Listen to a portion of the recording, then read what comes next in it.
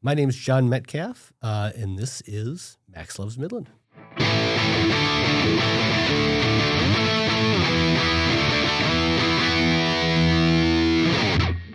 Welcome back to the Max Loves Midland Show. I'm your weekly tour guide, Kevin LaDuke. And the purpose of the Max Loves Midland Show is to align people, information, and momentum around a shared community vision and priorities so that Midland County becomes a place people choose, stay, and thrive. With me today is a very cool guest, I do believe. John Metcalf is extremely involved in our community. We're looking forward to see Midland through his lenses today. So, John, you're a father, you're a business owner, you're a husband, you're kind of a world traveler, and you're a man about the community. So, if you were to wrap up who you are in Midland today, who would you say that you are? Well, I can't do much better than that. I am a business owner. I employ myself basically, and have a business partner, work with other folks in the community. But I also volunteer with a number of organizations from Public Arts Midland and our Sister City organization. I stick a needle in my arm every couple of weeks and give plasma or platelets.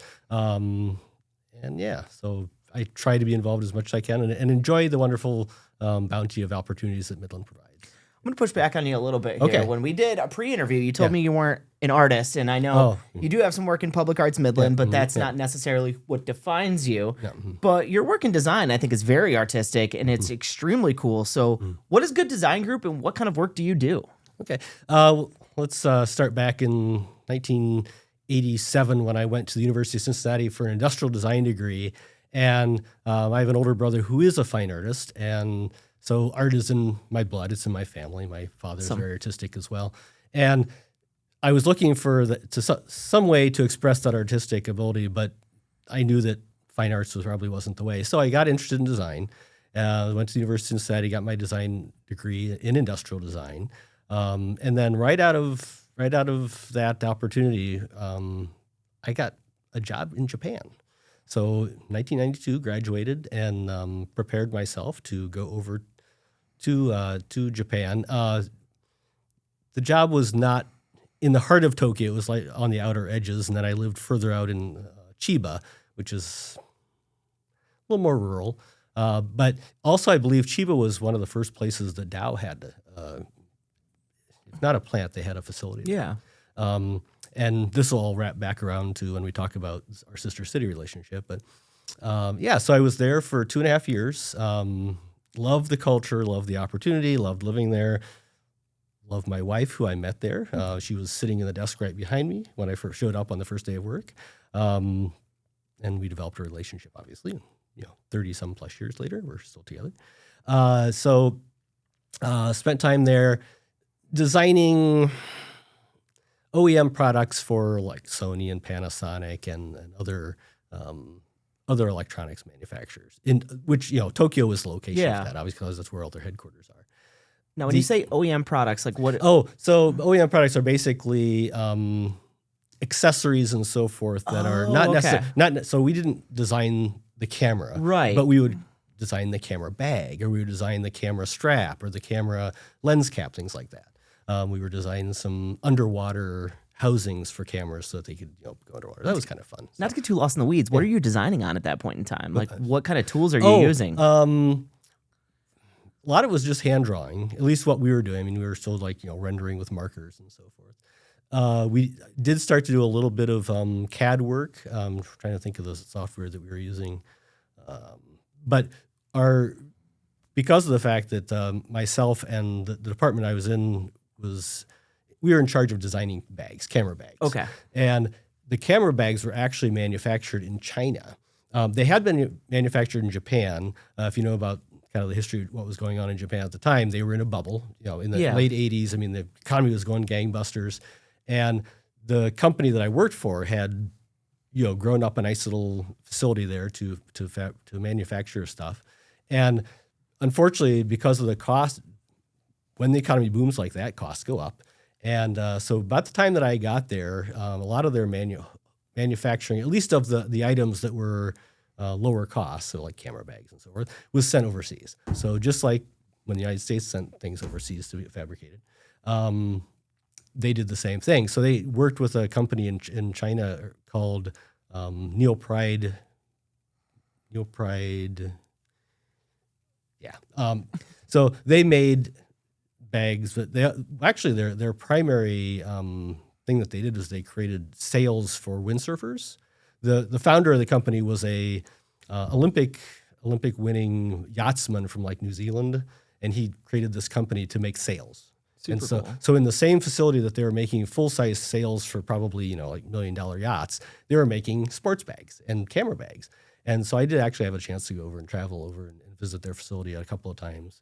The company that I worked for had a small office in Hong Kong, which was fun to go and visit that. But yeah, but what I discovered is that that type of design just did not necessarily fit me, because it was a lot of, cost cutting. It's like, oh, how much can we make this zipper shorter so that we're not paying that extra 3 cents to make it too long? And that was just not where I wanted to be. And the economy in Japan was starting to slow down a little bit. And being a foreign designer, I was a luxury for the little company I was working for. And so so I decided, along with kind of what was happening there, it was just time for me to come home.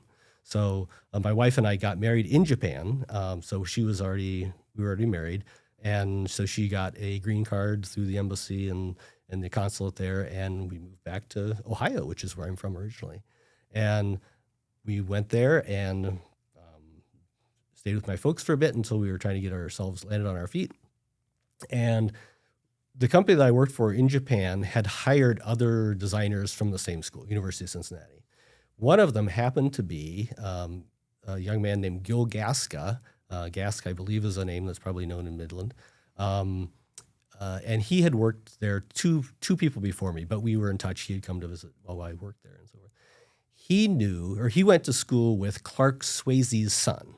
Now, Some of you may know Clark Swayze. He created Design Craftsman back in the early 70s. I think his wife was in education. I think she was either a coach or athletic director at either Dow or Midland-Handa. I'm not sure which one it was. So, I mean, they was well established in the community. Clark had worked at Dow right out of school. I think he was also an industrial design major. So we had a little bit of connection there. And but anyway, so Gil Gaska said to me through Clark's son, he said, I think Design Craftsman might be a good fit for you. They're looking for a designer. So my wife and I had actually gone out to Oregon. We were, just kind of looking around the country and so forth.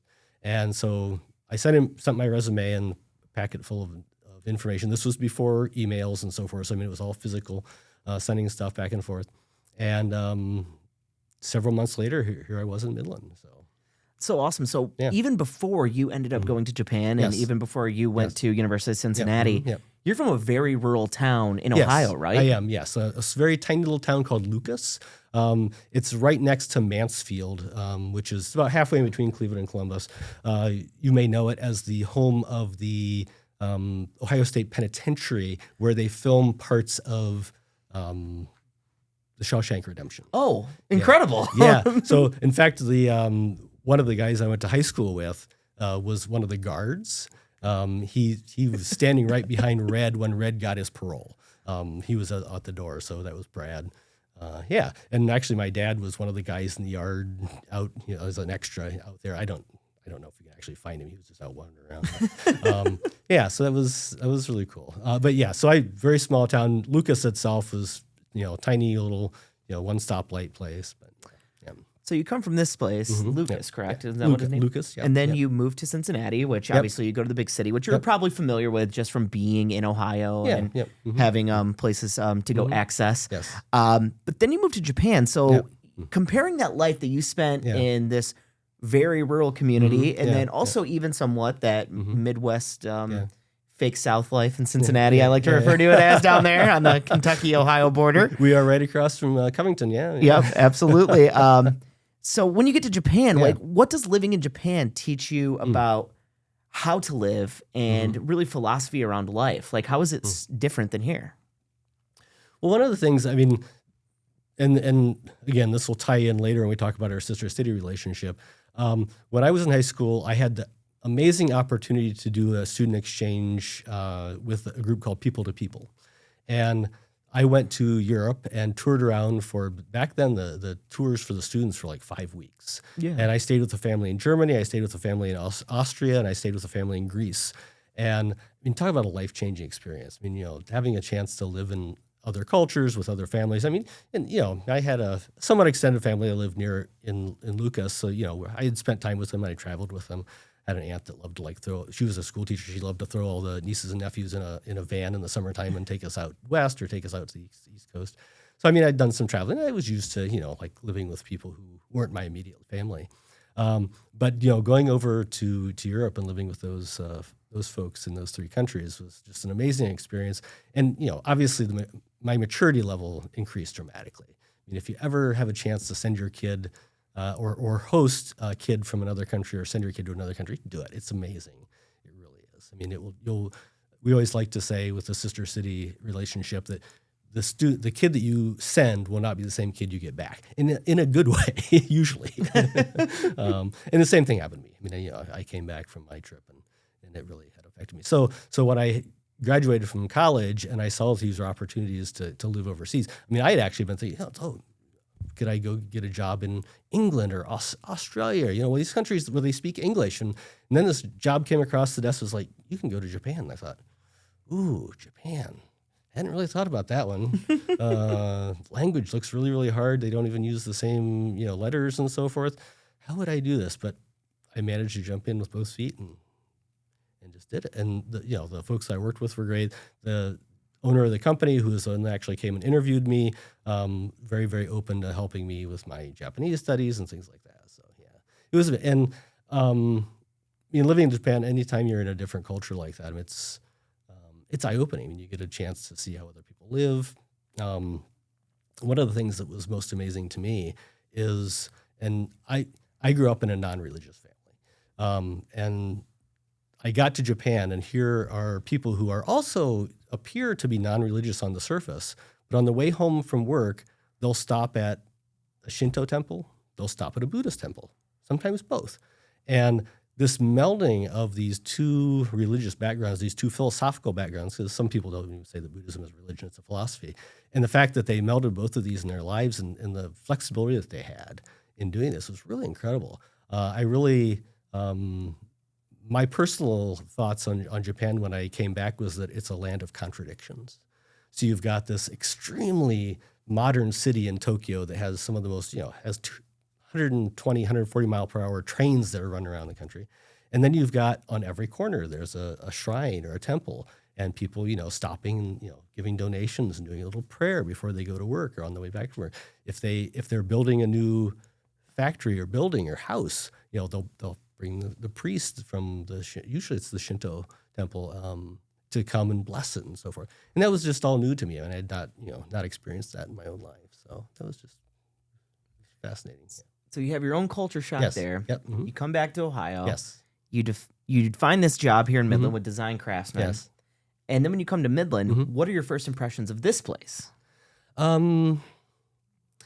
It actually felt very familiar. I mean, coming from rural Ohio, a lot of it was familiar. I think the values were very similar. Where I grew up, there wasn't, Midland has Dow. It has company town. It's a company town. So where I grew up was a little bit different from that. There was in Mansfield there was a GM plant, so it was a little bit of a company town feel to it, but it wasn't nearly as strong. But as far as values and hard work and the importance of the schools and so forth, I thought that it was a good fit. It felt like home. Yeah. Yep. And then your work transitions instead of designing these accessories for electronics, you're now working on essentially exhibits for museums, most importantly here, obviously the Midland Center for the Arts. Yeah. Well, yeah, and the design craftsman basically started with Center for the Arts. When Clark and... Like it kind of worked in tandem, right? Clark, he basically was hired to design the exhibits for the original Center for the Arts. He did those, he and his team. And so I came in, had no knowledge of the business at all. They were very, and Clark, first of all, I had no graphic design knowledge. And graphic design is a huge part of doing exhibits, right? It's like, how much of an exhibit is graphic? It's huge. Right. And so Clark was like, okay, I'm going to hire you. I'm going to hire you on a provisional basis, and this is what you're going to do. You're going to do a report on graphics. You're going to do a report on exhibits, and you're going to do a report on typography to me. And I'm going to judge whether or not you're acceptable. And the other thing is when he hired me, and I obviously negotiated a salary, and he's like, okay, that's what you want. This is what I'll give you. And then each time you give me a report and you pass, I'll bump your salary up. So obviously these reports, they were a very important part of what I was trying to do in those early years. But it was great. I mean, I kind of did a cram course. The designers who worked there already were great. They helped me out. Janet Danek was basically the person who hired me, the person I replaced. I believe Janet's still in town. She went on to do design work for CMU. She worked over there for a while, and she had her own company. But so with the help of the folks at Design Craftsman and just cramming. Again, this was time when you'd go out and buy a book, right? Yeah. The internet was still fresh and new, and there just wasn't all the information out there like there is now. So I did that and started designing stuff. I think one of the first projects I worked on was down in Arkansas, the Smackover Museum, the Oil and Brine Museum down there, which kind of interests brine, right? I mean, here we are in Midland, Exactly. Yeah. the home of brine. I could just tell that it was a fit. I mean, my interest in history and culture and nature and so forth, it fit this. I went from Oil and Brine Museum to what was another? Also the Walter P. Chrysler Museum was one of the first ones that I led. That was in like the first 3 or 4 years that I was at Design Craftsman. Went on to work on the Spam Museum in Minnesota, Austin, Minnesota, which was an incredible experience. I mean, the Spam Museum, it's still, world known. Are we talking about Spam? Like the Spam the meat, yeah. You could, like the thing I could go to Kroger and buy? The Spam you can buy. And I mean, and it's interesting because Austin, Minnesota, much like Midland, is very much a company town. That's where Hormel is located. And what I loved about the project is that they take Spam extremely seriously because, let's face it, I mean, it's one of their key products, but they also realize the cultural value that it has. Yeah, of course. And the interest in that people have a unique relationship to it that is serious but also whimsical. Even if people aren't buying it, it plays a character almost. Oh, exactly. Well, I mean, a lot of us are familiar with the Spam skit from Monty Python, right? Absolutely. Which actually we were able to get that skit and put it into the museum. It was pretty fun.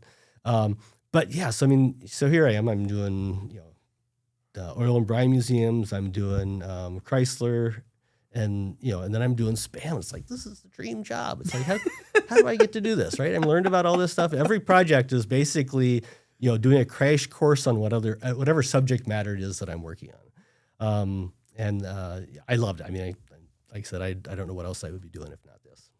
So you learn a ton about doing museum exhibits and working on these type of projects that are very, very locally important to places that you are in. Yes. And sometimes even nationally important or regionally important, depending on what we're talking about, especially if we're talking about something cool like Spam. Yes, right. But things change over time, and the nature of the business changes. Yes, yes. And it puts you in a position in the mid-2000s where you have to make a decision, and that's where your current work kind of begins, right? Yeah, so in the 2000s, I mean, obviously there were a couple of economic shocks that happened that affected, not only the exhibit industry, but all industries. The first was 9/11, which really, people remember it more of a shock because of the event and then what happened afterwards with the Iraq and Afghanistan war. Yeah. But economically, it was also a big shock as well. I mean, it's kind of overshadowed now by what happened in 2007-8. But in 2001, it was a shock. And Design Craftsman had really hoped to sell, the owners had really hoped to sell the business to the employees as an ESOP, which was, amazing opportunity. And the people there, they were like a big family. It would have been great to be able to continue on with them as co-owners of this company. But unfortunately, with the economic shock and what happened in the business kind of, going down a little bit, they were not able to do that. Yeah. There was not enough funds in the ESOP pool in which to buy the company. The owners were wanting to retire. They were in their late 60s, going on 70s, and they were saying, we want to get out while we can still enjoy life. Good philosophy for everybody, I think. So between that and then I think things is drying up. Yeah, so some of us saw the writing on the wall that this was not going to last long. They sold the business to some outside folks who kind of treated it not in the best way. Treat it like outside folks. Said it like outside folks. Didn't have the same love and passion for it as the people who were inside did. And some of us basically decided it was time to leave. And so in 2006, I decided it was time to get out, and I left and I started a Good Design Group. And yeah, I've been at it now for, it's been 20 years. It's hard to believe. And at that time, you were a parent, so that's an right, interesting yes. leap to make at that point in time. Yeah. So, right. So my daughter was born in 99, and my wife was fantastic. She was able to be a stay-at-home mom for the first part of my daughter's life until she went to school. And so we were fairly young parents. Well, not that young, but my daughter was still. You don't got to show your cards, John. You're fine. So in 2006, my daughter would have been like 6 years old, and so I mean it was kind of a big shock, and leaving an established job, so it was a big leap. But I mean, luckily I was able to kind of transition fairly easily. Bruce Riley, who was one of the co-founders of Design Craftsman, had some connections up in Harbor Springs, and they were looking for somebody to design a history museum up there. So he talked with my boss at the time, who was Rhonda St. John, and she wasn't a designer, but she was an amazing interpreter and manager. And so she had already left before I left, and he said, okay, why don't we create this little team and we'll do this exhibit? So we made a lot of runs up to Harbor Springs, and we got it done. So. And right around that same time period, was it People to People comes back into your life? Is that? Yeah, that actually was a little bit before. That was just a really bizarre, Japanese would say guzen, which is kind of just a coincidence. I got a call out of the blue from Hazel Tiat. Never heard of this person in my life. And she starts talking about People to People, and I'm like, how does Hazel know that I was in People to People? Or I know about People to People. And that was your exchange group. That was the exchange group when I was in high school. And the thing is People to People International, which is an international organization, they have local small chapters all over the world. And Midland had one.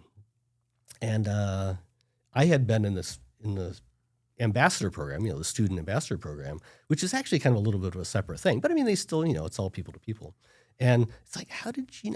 I still to this day do not know how she got my phone number to call me, but she did. And so next thing I know, I'm part of the Midland chapter of People to People. I go through because like all community groups, I mean, it was a lot of people who had been there for a long time. They were looking for fresh blood. So I became secretary. I became treasurer. Next thing I know, I was vice president. And then by the time I was done, I was president of the organization. So I held all the offices, which was, I think everybody in the organization held all the offices. Of course. At one point or another, because a lot of the folks were older and had been with the organization for 20, 30 years. And unfortunately, that was the cause of its demise, is that like a lot of community groups, people aged out and we lost some folks. We see that all the time. We see it all the time, the whole, bowling alone thing, right? Absolutely. So that kind of way. But before People to People chapter closed down, I got reached out to by, I think it was Randy Kawakita, who said that they were looking for folks to join the Sister City group.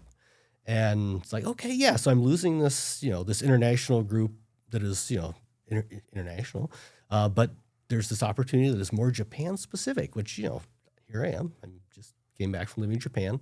Well, that was 10 years later at that point, but, my wife's Japanese. We got Japanese friends in the community. It's like, sure. Yeah, this is a perfect fit again. So, yeah. So I joined in, and Tina Van Dam was the chair at that point, and learned a little bit about the organization. And the first thing is, I think we were sending students. And so, I sat in on the meetings and met all the students, and we got to choose the 3 students to go. And it was great. One of the students that first year, I think it was 2011, was Mio Bischoff. Mio Bischoff, who is still, you can still hear her play here and there. She was one of the. She still spends a lot of time in Japan as well. She does. She goes back and forth. But I mean, she was like our success story. I mean, we've sent a lot of great students who have done a lot of great things. But I mean, we kind of hold her up as kind of, she learned the language. I mean, her Japanese is incredible. She's gone back and forth. She's visited Honda a number of times. She plays music over there. I think she finally did get a job over there teaching. But yeah, it goes back and forth. But I mean, she's like the quintessential thing that you want to see as a group that has a student exchange program. Yeah, we've had her play music at community events here. Yeah. When I worked at MCTV, she'd come on the talent show. Yep. Well, I think, didn't she win the talent show? She won the talent show, rightfully so. Yeah. She's just incredibly talented and She so is, cool. And I think she's spending a lot of time over there, actually. So. Yeah, she really is. And, I mean, and, I hold her up because people still maybe get to see her. But we've had students go on to become doctors and lawyers. I mean, the kids that we send there, I'd like to think that our sending them there changes their lives. Yeah. But they're already the type of kid who is going to achieve. And this is maybe just the little bump that they need to expand their worldview and look beyond just the local borders. So, yeah. And for those who are unaware, our sister city, Honda, Japan, when did that relationship first come about and why did it first come about? Okay, so we became sister cities with Japan in 1981. Happens to be the same year that the Tridge was built. Absolutely. I don't know if there was any connection to that. It just happened to be the same year. But Dow was looking to create a facility in Japan. They already had dealings in Japan, I think all the way back in the in the 60s. Dick Dolinsky, who is on the board of the committee as well for the sister city, he was involved in a lot of that. In fact, I think in Chiba, where I lived, was one of the facilities. In any case, so in 81, so Dow was looking to do a facility there, and if you know anything about Japanese culture, it's all about relationships. Yeah. So the relationship is extremely important. So it wasn't just a matter of that Honda was going to say, okay, yeah, financially this works out for us. There's jobs and so forth. They wanted to know if Midland and Dow were going to be good community partners in Honda. And so as part of that, Mayor Mann at the time went over and visited Honda, and they decided that as part of this new relationship that they were establishing, they were going to become sister cities. And there was a signing ceremony. We've got the documents that they signed. Yeah, you've got some stuff here to show us too. So I have a scrapbook that was created that was part of the signing ceremony. So if you can look and see, so we have. Yeah, I'll move my computer here a little bit for you. So we've got Mayor Mann here is on the right. Yeah. And then let's see. Yeah, the mayor of Japan, whose name is escaping me at the moment. But yeah, so that was the start of our relationship, and within a couple years, we were sending students. The first students that came were from Japan. I think there was a couple of girls that came, and it was only for like a couple of weeks. It wasn't the full 3 weeks that we do now. And in fact, I think they actually one of them may have stayed with the Tiots. So, okay. Yeah, all this men's back. I think another one may have stayed with Dick Dolinsky and his family. So all of these weird connections that keep coming up, small community kind of thing. So that we kind of had for like the first 5 or 6 years, it was kind of it wasn't quite as regular, sending students back and forth. But finally, I would say probably in the early 90s, we got into a rhythm of 3 students for 3 weeks, 3 different families. And we've been going strong ever since. We missed a couple of years during COVID. Absolutely. So I think it was 20 and 21 we didn't send, or maybe it was all the way through 22. I think there must have been 3 years that we missed.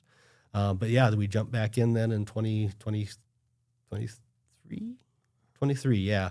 We started back up again. We hosted actually to start things back off, and then this year, this summer, we're sending students over. So we're still looking for students. So you've got until Monday to put in your applications. We'll see if we'll extend that deadline a little bit because Monday could be many different Mondays. It's getting kind of tight. Yeah. But we've always had really good luck getting great students from the school system and from Midland here. We've sent one homeschool student. She was excellent. So that's a possibility. But because of the fact that this is probably going to be airing after we maybe get those applications in. Don't forget that every other year we also host. Oh. So next year in 2027, we will be hosting and looking for families to host those 3 students. And so we will be looking for 9 families because 3 times 3. Yeah. And so if you want to take a chance on hosting a student, and now there's a lot of organizations out there, Rotary and so forth, that does student exchanges. Some of those are pretty long. Some of those last up for like a full year. The students maybe don't stay with the full family school years or full Exactly. semesters. So this is really nice because it's a short. It's just 1 week. Yeah. A lot of support, a lot of great interaction with the other host day families, and it's all right here in Midland. So you're not like exchanging with a family in like Kansas City or something. So if you're looking for that, keep your eyes and ears peeled for that next year because we will be looking for you. And I know you obviously visit Japan Yes. because your family is there at this point in time, and your wife goes almost yearly, correct? She does, yes. And so I know that you've had experience visiting Japan. Yep. I'm sure your daughter's visited Japan. You visited Honda, though. I did. My daughter and I went to Honda in October of 23, so 3 years ago. And that was your first time in Honda, right? That was my first time in Honda, yeah. It's just not an area of the country that you would have been when you were traditionally visiting. Yeah, so if you know Japan, it's like, my little map here. It's not the hand. You can't do the Michigan thing. No, but Honshu, which is the main island, if you look at it, like this, Tokyo is about halfway down. Yeah. So it's on the Pacific Ocean coast. There's the Pacific Ocean, Japan Sea, and then Korea and China over here. So Tokyo is about halfway down. Osaka is down here at the bottom side. Then there's a couple other islands down here. But Osaka's kind of like the Chicago of Japan. Second city. Yeah. So about halfway in between is Nagoya, which is a very important industrial city, not quite as well known. Let's call it Cleveland. And then Honda is about a half hour south of that. Okay. And it's actually, it's like on waterways that lead right to the Pacific Ocean.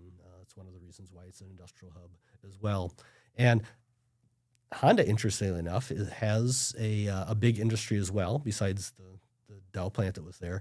It makes probably the most popular rice vinegar in all of Japan. Really? Yeah. And that's kind of what they're known for. And they've got a really cool museum there. It's an amazing museum. And you can take the tour and so forth. But so it's much denser than Midland. I think the population is about it's at least twice, maybe even 3 times bigger than Midland. Although Midland's growing. But every 5 years they have a festival. It's called the Dashi Festival. And so in 23 was the year of the festival. And what it is they have, as part of the local shrine network, they have these mobile shrines. And it's hard to call them floats, but that's kind of what they are. But they're all wood. They're like 2.5 stories tall. And they're manned by crews of anywhere from probably 15 to 20 people. And they bring them all in to town, and they kind of parade them through the streets over a weekend. And then they all gather together in this big gathering area. It's kind of like a big fairground kind of thing. And they kind of parade in, and there's stands set up, and they parade in. And on the top floor, there's like the people down at the bottom who are like pushing things, and there's like a story. And then up above, there's like a little platform that is almost like a little performance stage. And so once they get parked and they're all like, up against the far edge of the field, they start doing these performances, and some are like puppets and so forth, and some of them they have singing. It's really pretty cool, and this has been going on I think since '79. Does that sound right? It's actually not far from the same time that we built the Tridge. It was kind of interesting. Yeah. But there's these. I should know the number of floats. All this information can be found at your local library. There you go. It's just incredible. But they every 5 years. So if you get a chance, the next one I'm assuming will be in 28. So if you get a chance to go over to Honda during the Dadashi Festival, it is an incredible experience. And the population of Honda expands with visitors like 2 or 3-fold. Oh, it's like a big deal. Oh, it's a big deal. It's one of the biggest in the country. That's awesome. Yeah. And let's switch gears a little bit from Honda and come back here to Midland. Sure. The work that you've done with the Sister City Committee is incredible, and obviously it's really close to your heart. Yes. But also, you work in some intentional placemaking through Public Arts Midland as well. Yeah. And Public Arts Midland is an initiative of the Midland Area Community Foundation, which is my home for most of the week. So I'm curious, how did you get involved with Public Arts Midland? Actually, it was through the Sister Cities Committee. Of course it was. So in 17 or 18, right over here at Grove Park, they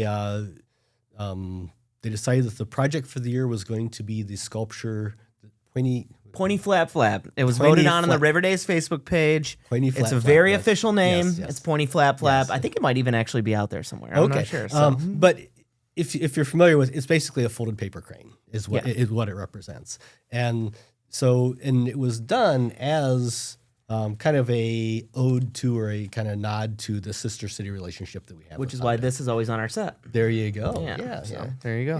yeah. So I was invited to join. I think somewhat, maybe just a little bit because of my design background, but mainly because I wanted to kind of liaison with the Sister City group. And I said, okay. And I jumped in, and after, what's this, 5 years, 6 years later, 8 years later? You're still coming to meetings. Still come to meetings, still volunteering at River Days and at the art scene Midland. Been for all of the mural paintings, and each one of the mural paintings I probably got at least this much that I've painted myself, and I always drag my daughter along. She's also artistic, and so she gets to paint and so forth. So, yeah.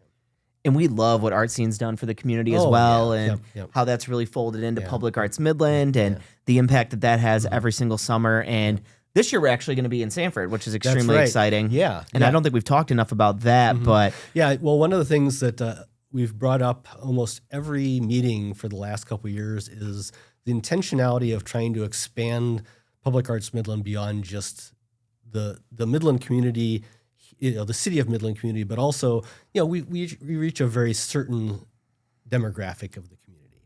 And we've been very intentional in trying to expand that. So, for example, the Grove Park project that we did last year where people were painting the flowers, very intentionally went out to adult living centers and going out to libraries throughout the county, not just Midland City, and trying and having people participate, and then bringing that all together to make sure that it wasn't just the City of Midland project, but it was a truly Midland County project. So I think that's very impressive that the group has decided to go in that direction. extremely impressive. And for us at the Community Foundation, it's important for us because we service the entire county. Yes. And it's really easy for us to service what's right next to us here in Center City or in downtown or this stretch right here that we're sitting on at JNC Media right across from Grove Park. But to be able to go do a project in Sanford, that's really important for us. Yes. So this year, that's going to be June 13th. Community is invited to come out and paint. It's going to be right along Saginaw Road near Porty Park there. I think it's Harry's Sewer, I believe, or it's got a specific name of the area there. Really looking forward to it. So it's going to be great. It's going to be right on Saginaw Road in Sanford. So this episode will definitely air in time for people to be able to plan that. And it's not usually we're used to having Art Scene being the same weekend as the art fair. It won't be the same. It's going to be later. So, yes. So you can do both. Yes, you can do both. It is the same weekend as the Dow Championship this year. So everyone should plan accordingly. Split your day. Go paint in the morning or go paint when you have time, and then go ahead over to the tournament. So There you go. I think it'll be an awesome weekend here in Midland County, be and great. hopefully it really inspires the folks of Sanford and just give them something to do and come out and celebrate a lot of the cool things that are going to be happening there in the wake of everything that happened 6 years ago. So Exactly. So we're really excited about that and super stoked to be able to touch on that. And so when I first met you, though, this was at MCTV. So I used to work at Midland Community Television. It may be about 10 years ago now. Yeah, it was probably about that same time that I 10 or 9 years ago. Joined the Yeah, it was 10 or 9 years ago because I know my cherished coworker Billy Bethune. I think you may have been his last access user class. I believe we were. I took the class with my daughter. Again, dragon daughter, along all these things, and so took the class and then have been participating ever since. Just got done doing a concert actually over in Bay City. The Bay concert band went over and filmed that, so that should be coming up here in the next couple weeks. I love the intersection of all these things because on Yeah. paper they all sound very separate. But if you look at the way that art connects to your design work, Yep. or the way that the process of video editing connects back to what you do with design work, or even building these particular exhibits, it's really community storytelling. Yeah. And MCTV is community storytelling. It Stuff like is. this is community storytelling, and it Exactly, all yeah. has this intersection. So why do you get drawn to that type of project that builds a story out long term? I was a reader when I was a kid. I mean, I lived in books, and I think that really probably was a big influence in kind of where I've ended up. And I must admit, I haven't really thought that deeply about it, but I'm sure that it is. Again, visit your local library. Absolutely. So that storytelling and wanting to tell stories and wanting to impart information. I also substitute teach. Talk about imparting information. I like talking with young people. So all these things, it's just the web of life. And Absolutely. How things mesh up. Well, we definitely appreciate having you here in Midland, and we know that Destiny kind of brought you here in multiple different ways, and you and your wife have made this home, and you raised your daughter here, and it's just absolutely incredible story. So I think you're really qualified to do this. So I'm going to ask you to plan a day in Midland. So what I'm going to do is I'm going to look at this camera here, and I'm going to get it fired up. Okay. And then I'm going to have you look at your camera and just kind of tell them what a day in Midland would look like for you. So here we are at the Max Loves Midland Show. I'm sitting here with John Metcalf. He's a longtime Midlander. So, John, what does a day in Midland look like if someone asks you, can you help me plan a day in Midland? Plan a day in Midland. Chippewa Nature Center.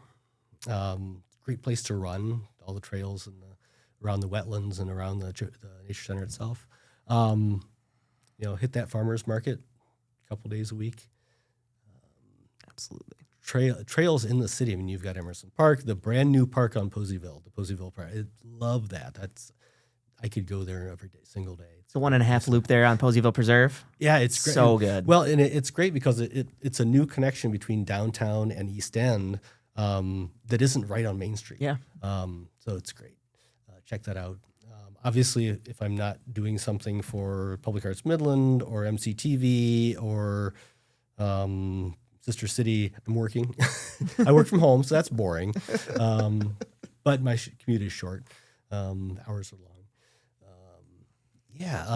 And then, we just like to get out and about, especially when the weather's good. Not so much big sports fans. So I know there's wonderful opportunities, and we've been to the tennis events. My daughter actually did speed skating back when she was in high school. So that was fun doing speed skating on the weekends. I don't know if we still do speed skating or not. I think maybe kind of fell away a little bit. But no, we're kind of like getting old and boring. Where do you go grab a movie on the couch? Where do you go get a bite to eat at? Pizzas. We're not really big foodies. My wife is a great cook. Baking over to my house. No, I'm kidding. Especially considering she's getting on an airplane on Monday and going to Japan. One of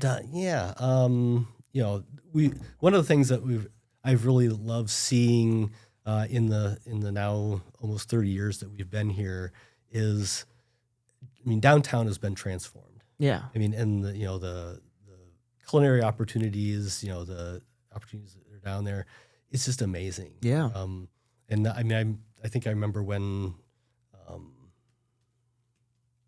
what was the bar and grill that started it all and then is now gone? Oscars, yeah. I remember when Oscars started, and that was kind of seemed like the impetus to kind of rework downtown. I used to DJ at Oscars. Oh, did you really? Yeah. Oh, wow. Interesting time. Yeah. Do a whole episode on that. But I remember, back when I was a design craftsman, we'd occasionally do lunch there at Oscars. That was fun. But yeah, there's so many opportunities that, regardless of what your interest is, you can find something to keep you busy.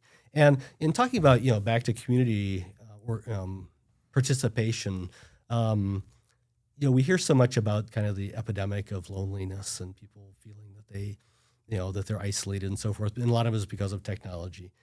There are so many opportunities. And regardless of what your interest is, whether it's sports or arts or just helping out, you can find something. Yeah. If you like picking up a hammer, Habitat for Humanity. There's just so many. And Midland is it's full of these organizations and people who are really wanting to help. And whether it be through your church group or through, some other organization, you can find something that you can join. And that's what I would really like to encourage people is get out there and join. Be a joiner. So if people want to learn more about the Sister City relationship, that information can be found on the city's website, correct? On the city's website, that's where the applications are for the students, as well as next year when we're looking for host families. The applications will be there as well. Joe Cirrus, our new liaison with the city. It was Katie for a long time. Yep. Joe's kind of stepped right in, and he's been doing a great job. So we really appreciate it. Awesome. Yeah. Well, very cool. So July 22nd to August 12th, it looks like we're trying to send some Midlanders to Honda, Japan. Yep. I'm looking through some of the photos. It's really cool. I think it would be an incredible experience for anyone. So let's bring it back home here for a final question. Yes.